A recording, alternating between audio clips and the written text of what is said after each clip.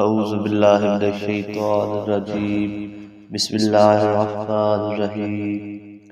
اور حرام کی گئی ہیں شوہر والی عورتیں بھی دوسرے شوہر کے لیے مگر وہ جو تمہارے ملکیت میں آ جائیں، یعنی دارالحرب سے غنیمت میں ملی، تو حیض سے پاک ہونے کے بعد وہ بھی مالک کے لیے حلال ہے۔ اللہ تعالیٰ نے ان عورتوں کا حرام ہونا تم پر لکھ دیا ہے۔ ان عورتوں کے سوا اور عورتیں تمہارے لیے حلال کی گئی کہ اپنے مالوں سے یا نکاح اور مہر یا خرید کر تم ان سے نکاح کرو، نہ کہ زناکاری۔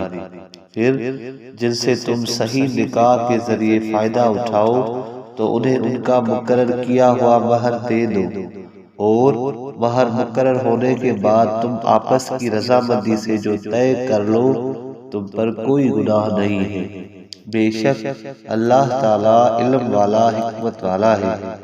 اور تم میں سے جس کسی کو آزاد مسلمان عورتوں کے ساتھ نکاح کرنے کی طاقت نہ ہو، وہ مسلمان باندیوں میں سے جن کے تم مالک ہو کسی کے ساتھ نکاح کر لو۔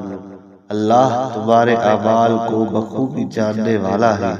تم سب آپس میں ایک ہی ہو، پھر ان کے مالکوں کی اجازت سے ان سے نکاح کر لو اور ان کی مہر ان کو دے دو۔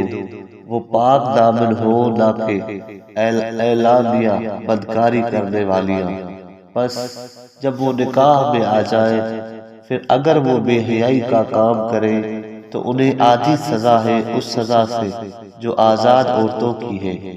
غنیزوں کے ساتھ نکاح کا یہ حکم تم میں سے اس شخص کے لیے مباح ہے جو زنا کے گناہ میں پڑنے سے ڈرے، اور دیگر باندیوں کے ساتھ نکاح کرنے سے تمہارا صبر کرنا بہتر ہے تاکہ بیٹا غلام پیدا نہ ہو۔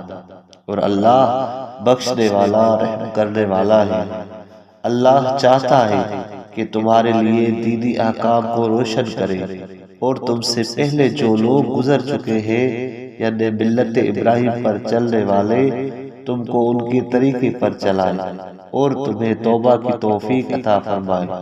اور اللہ جاننے والا حکمت والا ہے۔ اور اللہ چاہتا ہے کہ تمہیں گناہوں سے توبہ کی توفیق بخشے۔ اور جو لوگ خواہشات کی پیروکار ہیں وہ چاہتے ہیں کہ تم حق سے بہت دور ہٹ جاؤ۔ اللہ چاہتا ہے کہ تم پر آسانی کر دے، اور انسان کمزور پیدا کیا گیا ہے۔ اے ایمان والو، آپس کے مال ناجائز طریقے سے مت کھاؤ مگر یہ کہ تمہاری باہمی رضامندی کے ساتھ خرید و فروخت ہو، اور ایک دوسرے کو قتل نہ کرو۔ بے شک اللہ تم پر نہایت مہربان ہے۔ اور جو شخص شرک، سرکشی اور ظلم کی وجہ سے ایسا کرے گا، یعنی ناحق مال کھائے گا اور ناحق قتل کرے گا، اسے عنقریب ہم آگ میں پہنچائیں گے، اور یہ اللہ پر آسان ہے۔ اگر تم بڑے گناہوں سے بچتے رہو گے جس سے تم کو منع کیا جاتا ہے تو ہم تمہارے چھوٹے گناہوں کو نیکیوں میں بدل دیں گے اور تمہیں معاف کر دیں گے، اور تم کو عزت و فضیلت کی جگہ یعنی جنت میں داخل کریں گے۔ اور تم ان چیزوں میں ایک دوسرے کے ساتھ تمنا نہ کرو، اور تم ان چیزوں میں سے ایک دوسرے کے ساتھ تمنا نہ کرو جن میں اللہ نے تم میں سے بعض کو بعض پر فضیلت دی ہے۔